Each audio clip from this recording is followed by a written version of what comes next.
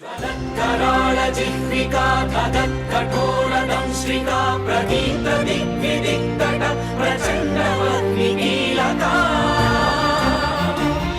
नटत्सहस्रशतसहस्रकोटिकोटिकेसर नमो नमः।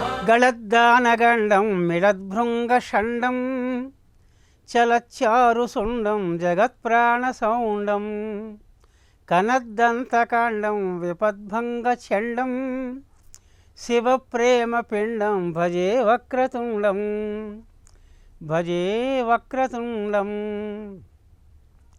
पौराणिकरहस्यानि पुराणप्रसुतानि वै व्यासादिमुनिरुक्तानि श्रूयन्ताम्भोः महाशयाः श्रूयन्ताम्भो महोदयाः। ETV life ఆధ్యాత్మిక ఛానల్ తమసోమ జ్యోతిర్గమయ పురాణ రహస్యాలు అనేటువంటి కార్యక్రమానికి స్వాగతం.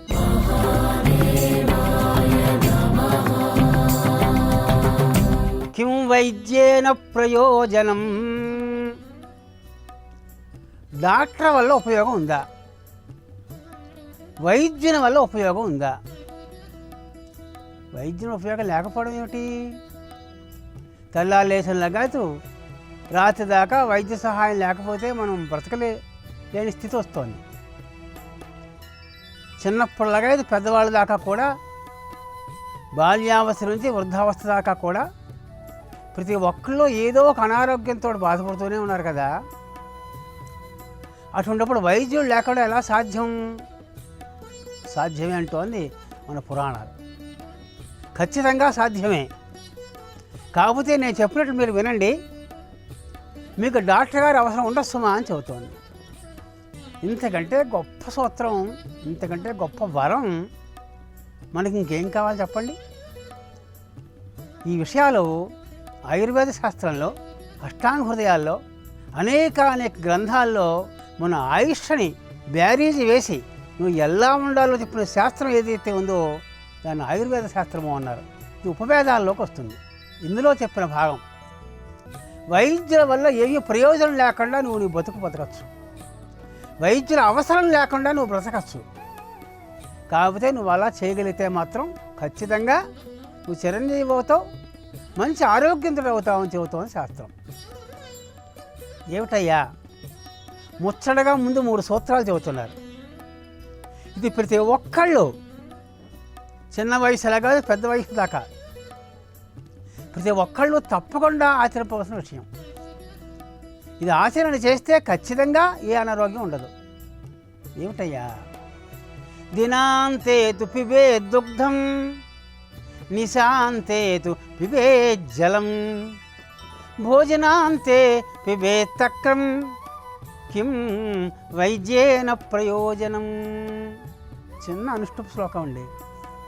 32 అక్షరాల్లో 3 జీవన సూత్రాలు చెప్పడం జరిగిందండి. అద్భుతమైన జీవన సూత్రాలు. మన దేహము పంచభూతాలతో ఏర్పడింది. ఈ పంచభూతాలతోటి పృథివీ తత్వంతో ఏర్పడిన ఈ దేహము, ఈ దేహానికి సరైన ఇంధనం ఏమిటయ్యా అంటే నీరు. ఆ జలాన్ని మనం సరిగ్గా వాడకపోవడం చేత ఈ దేహానికి జలము అనేటువంటి మంచి ఔషధాన్ని ఎక్కించకపోవడం చేత మనకి ఎక్కువ అనారోగ్యాలు వస్తున్నాయి ఏం చెబుతోంది ఆయుర్వేదం. అయితే ఏం చేయాలట? దినాంతేతు పిబే దుగ్ధం. సాయంకాలం అయిన తర్వాత రాత్రి పడుకునే పోయే ముందు గోరువెచ్చని పాలు, 1 గ్లాసుడు పాలు తాగమని చెబుతోందండి. గొప్ప సూత్రం కదా ఇది. మనం కాఫీ అయినా తాగుతాం, టీ అయినా తాగుతాం, లేదా మరొకటైనా తాగుతాం తప్ప పాలు మాత్రం తాగమన్నా తాగం. పంచదార అక్కర్లేదు. ఏమిటండి ఆ రహస్యం అంటే క్షీరేణ ఆయుష్యవర్ధనం. పాలు తాగితే ఆయుర్దాయం పెరుగుతుంటుంది. పైగా రాత్రి పడుకుని పోయే ముందు కనుక గోరువెచ్చని పాలు తాగితే మనుషులకి ఆయుష్ పెరుగుతుంది, ఆరోగ్యంతో పాటు ఆయుష్ పెరుగుతుంది. అది ముఖ్యం. ఆయుష్ పెరిగితే లాభం లేదు, ఆరోగ్యం కూడా చేకూరాలి. దానికి మొదటి సూత్రం ఏమిటయ్యా? దినాంతే, దినము అంతం, పగలు గడిచిపోయిన తర్వాత రాత్రి పిబేత్ దుగ్ధం, ఫ్రెష్ పాలు గోరువెచ్చగా చేసుకుని దుగ్ధం అన్నారు, పిబేత్ అంటున్నారు. ఇది విధిలింగ్, తప్పకుండా తాగండి అని చెప్పడం నేను తాత్పర్యం. ఎవరైతే రోజు రాత్రి పడుకుని పోయి ముందు గ్లాసుడు గోరువెచ్చని పాలు తాగుతారో కాదు, తాగాలి తాగాలి తాగాలి, పిబేత్ అని చెబుతోంది. ఎవరైతే తాగుతారో వాళ్ళు డాక్టర్ గారి దగ్గర పరిగెట్టుకు వెళ్ళక్కర్లేట. ఇది ఒక సూత్రం. అందుకనే పండగలకి పబ్బాలకి ఎప్పుడు కూడా మనం క్షీరాన్ని వండుకు తింటాం. పాలే సర్వశ్రేష్టం. మరి పూర్వంలో అప్పుడప్పుడు పాలు, పితికిన పాలు తాగడం జరిగేది. నీ పాల్లో నీళ్లు కలిపినా పర్వాలేదు, కావలసిన నీళ్లు పలసం చేసుకోవచ్చు కూడా, అంతే తప్ప మరి ఏ పదార్థాలు కలపకుండా, కల్తీ లేకుండా కనుక ఆవు పాలు కానీ గేదె పాలు కానీ తాగితే, ఆయుర్వేదం ఆవు పాలే చెబుతుంది ఎప్పుడు కూడా, గేదె పాలు కూడా తగినంత మోతాదులో నీళ్లు కలుపుకొని తాగితే మంచిది. అందుకని జీవితంలో రొంప పట్టకుండా, దగ్గు రాకుండా, అనారోగ్యం రాకుండా ఉండాలంటే రోజు రాత్రి తప్పకుండా గ్లాసుడు పాలు తాగాలి. దినేంతేతు పిబేత్ దుగ్ధం, నిశాంతేతు పిబేత్ జలం. అన్నీ చూడండి, పిబేత్ విధిలింగ్ అంటారు. పిబతి వర్తమాన కాలం, పిబేత్ తాగాలి తాగాలి. రవో అనుదితే అని చెబుతోంది శాస్త్రం. అంబసః ప్రసూతి అష్టౌ, అంబసః నీటి యొక్క ప్రసూతి దోసిళ్ళు, ఓ పెద్ద పురుషుడు, అష్టౌ 8 పురుషుల నీళ్ళు తాగమంటున్నారండి. లెక్కది. ఆవేళ్ల చేతులు, ఈ చేత పురుషుడు కాదు, ఆవేళ్ల చేత పురుషుడు అంటే ఇంత రాగి చెంబు నీళ్ళు, ఓ 1/2 లీటర్ నీళ్ళు అనుకోండి. పోని ఒక 1/2 లీటర్ రాగి చెంబులో నీళ్లు పోసుకుని రాత్రి ప్రొద్దుటే తాగేవారు మా పెద్దలు. అదే చెబుతోంది ఆయుర్వేదం. నిశాంతేతు పిబే జలం. దీనికే మరో సూత్రం ఏం చెబుతోంది? అంబసః ప్రకృతి ప్రసూతి అష్టౌ రవో అనుదితే పిబేత్. సూర్యుడు ఉదయించక ముందే 8 పురుషుల నీళ్లు తాగమంటున్నారు. పిబేత్, తాగి తీరాలి. అయితే ఏమవుతుందండి? అలా తాగితేట వాత పిత్త కఫాన్ జిత్వా జీవేత్ వర్షశతం ధ్రువం. మన దేహంలో ఆయుర్వేదం చెప్పింది ఏమిటి అంటే వాతము, పిత్తము, కఫము, ఈ 3 పదార్థాలు. ఈ 3 యొక్క ప్రకోపాల చేత, తగ్గడాల సంకోచాల చేత మనకు అనారోగ్యాలు వస్తున్నాయి. అందుకని ఆ 3ని సరిసమానంగా ఉంచుకోవాలంటే ఇదిగో ఈ పనులు చేయమంటున్నాడు. సూర్యోదయానికి ముందే 8 పురుషుల నీళ్లు, అంటే ఇంచుమించుకు ఓ 1/2 లీటర్ నీళ్ళు అనుకుందాం, అవి తాగితే వాత రోగాలు, పిత్త పైత్యాది రోగాలు, కఫాన్ జిత్వా 3 నాడులు ఉంటాయి. పూర్వం చెయ్యి చూసి నాడీ వైద్యం చేసేవారు. ఆ 3 వేళ్ళకి 3 నాళ్ళు ఏ నాడు ఎక్కువ కొడుతోంది, ఏ నాడు తక్కువ కొడుతోంది అని కొన్ని లెక్కలు ఉన్నాయి. కేవలం చెయ్యి పట్టు చూసే అనారోగ్యం చెప్పేసేవారు. కనుక 3 సరిసమానంగా ఉండాలి, ప్రకోపించకూడదు, సంకోచించకూడదు. ఎప్పుడైతే నువ్వు ఈ పని చేసేవో రాత్రేమో పాలు, తెల్లవారుజాము నీళ్లు, వాత పిత్త కఫాన్ జిత్వా జీవేత్ వర్షశతం సుఖీ. 100 ఏళ్ళు సుఖంగా బతుకుతాట. అది 100 ఏళ్ళు బతకడం ముఖ్యం కాదు, సుఖంగా బ్రతకడం ముఖ్యం. కనుక అటు పాలు జలస్వరూపమే, ఇటు నీళ్లు జలస్వరూపమే, 2 సూత్రాలు. అందుకని అసలు భోజనానికి కూడా మనం, భోజనంలో కూడా నీ కడుపు 100% ఆహారం పడుతుంది అంటే ద్వౌ అన్నౌ పూరయేత్, ద్వౌ భాగౌ పూరయేత్ అన్నైః. 2 భాగాలు మాత్రమే అన్నం తినాలట, 4 భాగాలు అన్నం తినేయకొట్ట. 2 భాగాలు మాత్రమే అంటే సగమే అన్నం తినాలట. పొట్ట 100% పడుతుంది అన్నం, కానీ 50% మనం అన్నం తినాలట. ఒక 25 వంతు అంటే 25% శుభ్రంగా నీళ్లు తాగాలట. ఆ తర్వాత ఖాళీ వాయు ప్రసారార్థం మిగతా భాగం ఉంచేయాలట. మనం అక్కడికి 100% పెడితే 100% ఎక్కేసి మంచినీళ్ళ తాగకుండా వాయువైనా ప్రసరించడానికి లేకుండా, వాయువు ప్రసరిస్తేనే కదా అది అరగడం, గాలి తగలడం, నిప్పు వెలగడం, అది జీర్ణం కావడం జరుగుతుంది. కనుక మన ఆరోగ్యం మన చేతుల్లోనే ఉంది. అది కూడా జలం మీద ఆధారపడింది మన ఆరోగ్యం. అందుకనే చెబుతోంది నీటి మహిమ చెబుతూ, భోజనాంతేతు జలం పీత్వా. అసలు భోజనం దగ్గర నీళ్లు తాగచ్చా తాగకూడదా అనే విషయం కూడా ఆలోచించండి. ఇది కూడా చెబుతోంది మనకు ఆయుర్వేదం. భోజనాంతే జలం పీత్వా స్థౌల్యమేవ సమాప్నుయాత్. చాలామంది టిఫిన్ తిన్న తర్వాత శుభ్రంగా గ్లాసులు మంచినీళ్ళు తాగుతారు. భోజనం చేసిన తర్వాత హాయిగా ఫుల్గా నీళ్ళు తాగుతారు.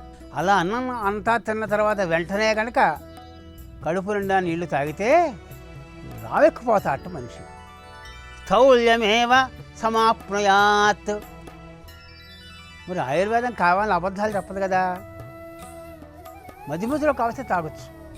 కొంతమంది మధ్యలో తాగకూడదు అంటారు, చివరిలోనే తాగని అంటారు. కానీ శాస్త్రం చెబుతున్న మాట ఏమిటి అంటే, భోజనాంతే, భోజనం అయిపోయిన తర్వాత చివరిలో జలం పీత్వా స్థౌల్యమేవ సమాప్నుయాత్. నీవు లావెక్కాలి అంటే అదే పనిగా రోజు భోజనాంతంలో కడుపు నిండా నీళ్ళు తాగాలి. అయితే మాకు లావద్దండి, ఇప్పటికే లావుగా ఉన్నామంటారా? చెబుతున్నాడు, మధ్యే జలం సమం కుర్యాత్. కొంచెం తాగు, సమంగా తాగంతే. ఎక్కువ తాగద్దు, తక్కువ తాగద్దు. అన్నాన్ని మించిపోయి ఎప్పుడు నీళ్ళు తాగద్దు. సమంగా తాగితే నీకు ఆహారం సమంగా అరుగుతుంది. కనుక మంచినీళ్ళు మధ్యలో తాగడం మంచిదేం చెబుతోంది. చాలామంది మధ్యలో తాగకూడదు అనుకుంటారు. మధ్యే జలం సమం కృత్వా. నీ భోజనాన్ని, నువ్వు తిన్న ఆహారాన్ని సమం చేస్తుంది. ఇప్పుడు ఒక 1/4 కేజీ బియ్యం ఉడకాలంటే ఒక గ్లాసుతో కలుతాం, 2 గ్లాసులు నీళ్లు పోస్తాం, కుక్కర్లో పెడతాం. మరి కడుపులో అన్నం అరగాలంటే సగం అన్నానికి ఒక 25% మాత్రం, 50% అన్నానికి 25% మాత్రం నీళ్లు పోయాలంటోంది. అప్పుడు సమానంగా అరుగుతుంది అంటోంది. సరే, చివరిలో లావెక్కుతారు, మధ్యలో తాగితే పర్వాలేదు, సరిగ్గా అరుగుతుంది. ఆదౌ భోజనానికి ముందు శుభ్రంగా 2 గ్లాసులు నీళ్ళు పట్టేస్తే ఏమవుతుంది? చాలామంది అన్నం తక్కువ తినడం కోసము భోజనానికి ముందు ఎక్కువ నీళ్ళు తాగేస్తారు. అదే చెబుతున్నాడు, ఆదౌ పీత్వా కృషి భవేత్. భోజనానికి ముందే కన్నా నీళ్ళు తాగన్నం తింటే కృషి చిక్కిపోతాడట. ఈవేళ చాలా ఔషధం మనకి నిజానికి. లావెక్కిపోవడం జరుగుతుంది తప్ప సన్నపడడం జరగటం లేదు. అందుకని సన్నపడాలి అనుకున్న వాళ్ళైతే మాత్రం భోజనానికి ముందు నీళ్ళు తాగమంటున్నారు. లావెక్కాలి అనుకున్న వాళ్ళు భోజనానికి తర్వాత నీళ్ళు తాగమంటున్నారు. సమానంగా ఉండాలనుకున్న వాళ్ళు భోజనం మధ్యలో మధ్య పానీయం సమర్పయామి. నైవేద్యం పెట్టినప్పుడు కూడా మధ్యలో నీళ్లు విడిచిపెడతాం. కనుక అక్కడికి 2 సూత్రాలు తెలుసుకున్నాం. రాత్రి పడుకునే పోయే ముందు పాలు, తెల్లవారుజామున నీళ్లు. ఇంకొకటి మిగిలిపోయింది, భోజనాంతే పిబేత్ తక్రం కిం వైద్యేన ప్రయోజనం. వైద్యేన ప్రయోజనం అస్తివా? డాక్టర్ గారి వల్ల నీకు ఏమైనా ఉపయోగం ఉంటుందా ఈ పని చేస్తే నువ్వు అని నిర్ద్వంద్వంగా చెబుతోంది ఈ శాస్త్రం. ఏమిట? చివరిలో మనం పెరుగు అన్నం తింటాం, అదేనా వేళ్ళకి అలా అంటించుకుని ఈ వేళ్లతో తింటాం కాదు. అసలు నీకు ఆరోగ్యం చేకూరాలి అంటే, నువ్వు తిన్న అన్నం పూర్తిగా అరిగి నీకు రసవంతం కావాలి అంటే మజ్జిగతోటే చివరిలో అన్నం తినాలి. ఖచ్చితంగా మజ్జిగ అన్నమే తినాలి. మజ్జిగకు 3 రకాల పేర్లు ఉన్నాయి. తక్రం, ఉదస్వత్, మధితం. 3 రకాలుగా ఉంటుంది మజ్జిగ. చక్కటి పెరుగు ఉంది కదా, దాన్ని ఆ పాటనే ఒక 2 చెంచాలు నీళ్లు పోసి ఇలా కలిపేసి తొరిపితే పెరుగు ముద్ద, అది పలచన చేసామంతే. దాన్ని మధితము అంటారు. మధితము అంటే మదనం చేయగా పుట్టింది. అది పెరుగు, దానికి ఏం తేడా లేదు. కాకపోతే పెరుగు కొంచెం పలచన చేసాం అంతే. ఇలా వంచేటప్పుడు పెరుగు పడితే చెదిరిపోతుంది, ఇది పోస్తే చెదరదు, ధారగా పడుతుంది. అది ఒక రకము. ఇది బాగా సన్నగా ఉన్న వాళ్ళకి, కొంచెం అనారోగ్యవంతులకి, లావెక్కాలనుకున్న వాళ్ళకి అది పోయొచ్చు. ఇంకా ఒక 10 మంది వచ్చేసారు, మన ఇంట్లో ఇద్దరికి సరిపడే పెరుగు ఉంది, ఏం చేయాలి? అప్పుడు ఏం చేస్తారు? దానికి సాయం 3 వంతులు నీళ్ళు కలిపేస్తారు. ఒక వంతుకి 3 వంతులు నీళ్ళు పోసి పలచగా చేస్తారు. ఓ నిమ్మకాయో దబ్బాకో వేస్తేవారు, ఇంత ఉప్పు. దాని ఉదస్సిత్ అంటారు.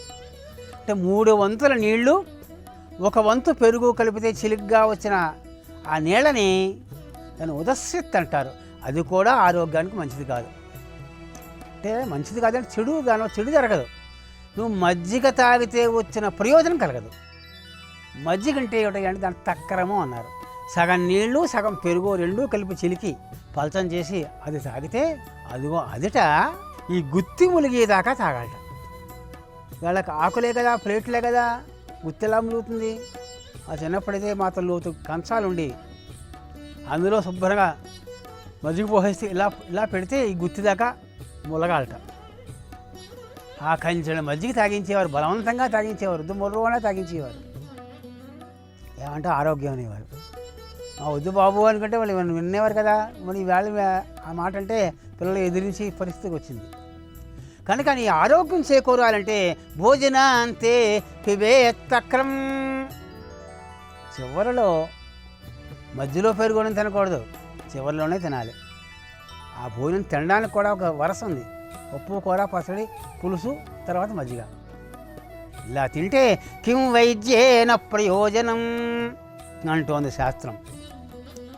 ఈ తక్రం గురించి చెబుతూ తక్రం శక్రస్ చతుర్లభం, తక్రం సోల వినాశనం, తక్రం గ్రాహి లఘుం పథ్యం దీపనం కఫవాతజితు. ఎందుకంటే మజ్జిగ తాగమంటున్నారు?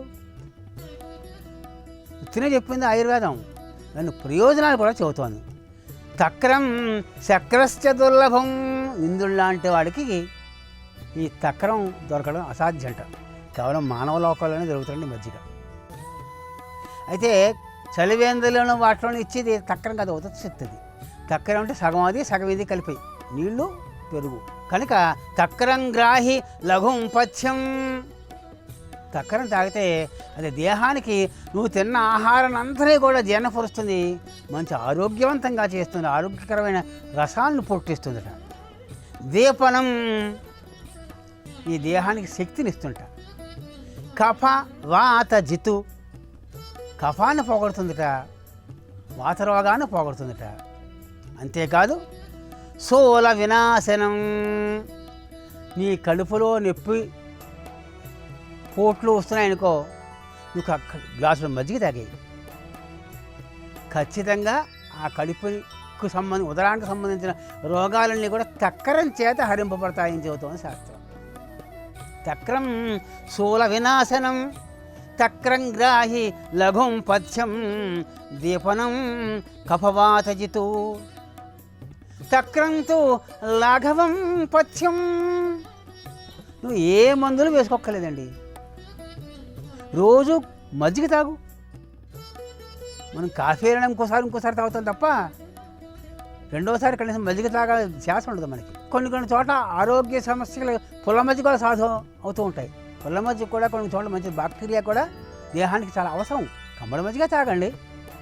కనుక చెబుతోంది త్రిమూర్తులకు కూడాట తక్రం దొరక ఎప్పుడు నీళ్ళు తాగుతూ ఉంటారండి వాళ్ళు. అంటే నీళ్ళు మన దేహంలో ఎంత గొప్ప ప్రాధాన్యత వహిస్తున్నాయి. రక్తం ప్రసరించాలని నీళ్లు ఉండి తీరాలి కదా. ఎక్కడి నుంచి వస్తున్నాయి? నువ్వు తాగే నీళ్ళ చేత వస్తాయి రక్తం. నువ్వు తీసుకుంటున్న జల పదార్థాల చేత ఈ రక్తం వస్తుంది. కానీ ఎలా చూసినా సరే ఖచ్చితంగా ఈ మానవులు ఈ 3 సూత్రాలు పాటిస్తే వాళ్ళకి డాక్టర్ గారి దగ్గరికి వెళ్ళాల్సిన అవసరం ఉన్నట్ట. ఇప్పటికీ నాకు తెలిసిన వాళ్ళు కొంతమంది ఉన్నారు, 2-3 నాకు కనిపించారు.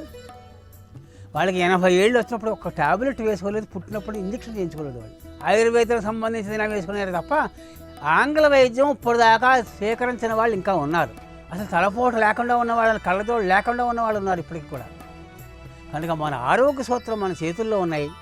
ఈ 3 సూత్రాలు పాటించండి. అప్పుడు మాట్లాడితే పరిగెట్టుకు దాటగాడికి వెళ్ళిపోక్కర్లేదు, మన ధనాన్ని పాడు చేసుకోక్కర్లేదు అని చెబుతున్న ఆరోగ్య శాస్త్రము, ఈ పురాణ రహస్యము అనేక అనేక ఆయుర్వేద గ్రంథాలు కనపడుతూ ఉంటుంది. తెలుసుకున్నవి ఆచరించిన వాళ్ళకి ఖచ్చితంగా ఆరోగ్యం చేకూరుతుంది. మునీశ్వరుడు ధ్యానంలో చూసి అనుభవాల్లో కనుకొని మందులు ఇచ్చి, ఇలా తాగమని మందులు ఇచ్చి చేసింది. ఏదైనా మజ్జిగతో కలిపి తాగించేవారు పూర్వంలో పౌడర్లు. అటువంటి వాళ్ళకందరికీ ఇప్పటికి ఆరోగ్యాలు చేకూరుతున్నాయి. కనుక మనం లేనిపోని భేషజాలకు పోకుండా హాయిగా మజ్జిగ తాగుదాం, రాత్రి పాలు తాగుదాం, తెల్లవారుదాం నీళ్లు తాగుదాం, మన ఆరోగ్యాన్ని చక్కపెట్టుకుందామని చెబుతూ స్వస్తి ప్రజాభ్యః పరిపాలయంతాం. ఈ కార్యక్రమాన్ని తిరిగి చూడాలనుకుంటే www.youtube.com/@ETV Life Spiritual లో చూడవచ్చు. कराळ जिह्विका कठोरदंश्रिका प्रगीत दिग्विदिक्तट प्रचण्डमग्निकीलका नटः सहस्रशत सहस्रकोटिकेसरं नमो नमः।